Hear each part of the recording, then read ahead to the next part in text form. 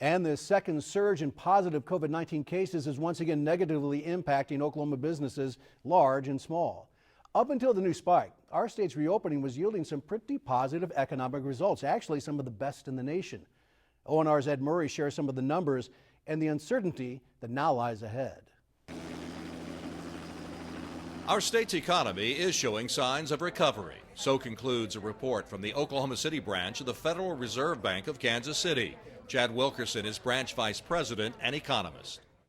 In the first half of June, foot traffic at retail establishments in the state had returned to pre-COVID levels. They still remain a little bit below that in the nation as a whole.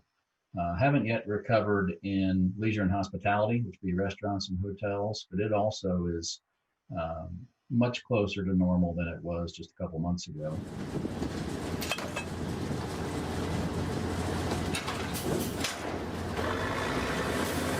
But Wilkerson says there's still a long way to go and risks remain, like in the oil patch. The rig count is now down over 90% from where it was a year ago.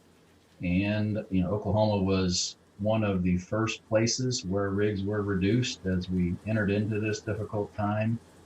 So that probably suggests we'll be one of the later places to see any pickup in activity.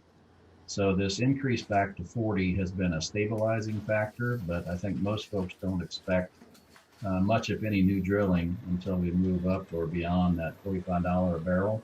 The financial strain too great for Chesapeake Energy, which filed Chapter 11 bankruptcy this week. Steve Agee, dean of the Minders School of Business at Oklahoma City University, says it's a smart move. I just think it's important that people realize that the debt structure at Chesapeake was so enormous when Doug Lawler came in that it was a daunting task, at least initially, but he was handling that well until this COVID crisis, until some of these other things that were really out of his control came along. And what this does is it allows them some breathing room to reorganize, to restructure the company so they can go forward on an ongoing basis. Their balance sheet will be stronger. If they keep Doug Lawler as CEO, which I expect they will, because he probably knows more about Chesapeake than anybody in the world, I expect them to be successful in the future.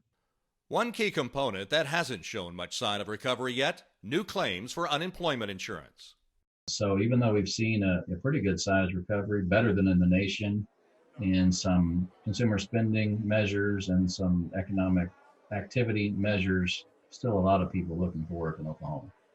But it's even worse elsewhere. A new study by LendingTree finds Oklahoma's loss of 148,000 jobs from April to April ranked 44th by percentage, an 8.7% decrease. And we rank 31st in annual value of lost earnings at $6.7 billion.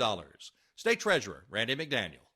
Unemployment has been a major concern for the state. We've all seen it, and people need jobs that will be able to drive their future and be able to provide for their family. And so we're very hopeful that as we get back to work, the economy will stabilize to some degree and allow us to get more people at work and moving forward.